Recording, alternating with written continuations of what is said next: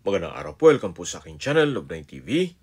Patalasasan po, meron po ba kayong mga properties na napapabayaan or non-performing assets? Plan nyo ibenta, pero wala kayong oras sa pagbibenta nito. Kung ito'y pagkakatiwala nyo po sa amin, tawag lang po kayo sa aking numero, usap po tayo, gawan ko po ng video for free. Yes, libre po, wala po kayong babayaran. Tutulungan pa namin kayong mabenta ang inyong property. Kami na po bahala sa marketing, sa boosting, or paid ads. Even sa tripping, hindi na po kayo mapapagod sa pag-entertain ng mga buyers. Kami na po bahala sa lahat. Tawag lang po kayo. Nandito po tayo ngayon sa Manila, kung saan meron po tayong bagong video presentation, isang commercial residential property na may lot area 200 square meters more or less. Ito po'y titulado, kaya wala po kayong maging problema sa documentation o sa transfer ng title. Binebenta po ito ni owner as lot only. Kung meron man po kayong nakikitang old structure, yan naman po'y for free na lang. Pero ganun pa man, ito'y income generating pa rin po. May nangungupahan pa rin dito sa commercial building. Bihira na po ang nagbebenta dito ng tituladong commercial lot na nasa malapad na daan at malapit pa po sa Taft Avenue. Ang binabayaran nyo po dito ay yung lokasyon. Kaya disregard nyo lang po. Ito pong old structure. Okay, anong meron sa lokasyon itong property? Ito po'y napakalapit lang o walking distance sa Taft Avenue, then Philippine Women's University, Philippine Christian University, at sa iba pang business establishments at government offices dito sa Manila.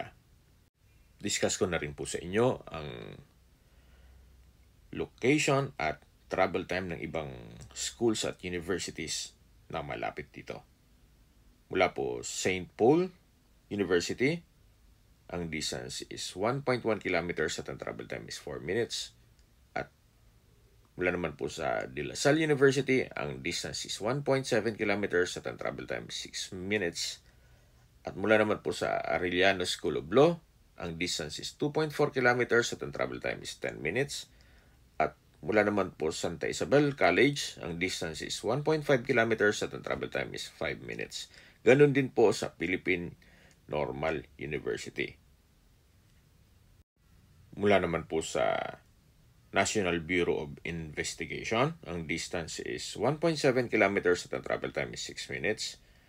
At kung manggagaling naman po sa Philippine General Hospital o PGH, napakalapit lang po, 750 meters ang distance at ang travel time is 4 minutes. At kung manggagaling naman po sa Robinson's Place, Manila, ang distance is 1.1 kilometers at ang travel time is 4 minutes. At mula naman po sa SM Manila, ang distance is 2.3 kilometers at ang travel time is 9 minutes. Napakaganda po ng lokasyon nitong property. Sa dinabi-dami po ng schools sa paligid nitong property, maganda pong gawing dorm o di kaya'y apartment. Then sa baba, pwede nyo pong lagyan ng commercial space. Okay, sa presyo na po tayo. Binebenta po ito ni owner sa halagang 30 million pesos. Net, ibig sabihin, si buyer na po ang sasagot sa lahat ng taxes at expenses with regards to documentation. Kung ang interested buyer po ay nasa Amerika, mas mapapabilis po ang transaction nyo gawa ng nandyan din po si owner at siya lang po ang kakausapin nyo. Kung may mga katanungan po kayo or gusto magpaset ng tripping dito sa property to, tawag lang po kayo sa aking numero. At sa mga kababayan naman natin nasa ibang bansa, meron po akong Telegram. Sa mga iPhone user naman may iMessage. Meron din pong Imo, Skype, Viber at WhatsApp. Same number lang po, 0917-316-3399. Sa mga nagtatanong naman po ng aming Facebook, meron po aming Facebook page na Love9 TV at Facebook Reels Video. Meron din pong TikTok at Instagram na Love9 TV. Meron din po kami ibang YouTube channel na The Love9 TV channel at AC Listings.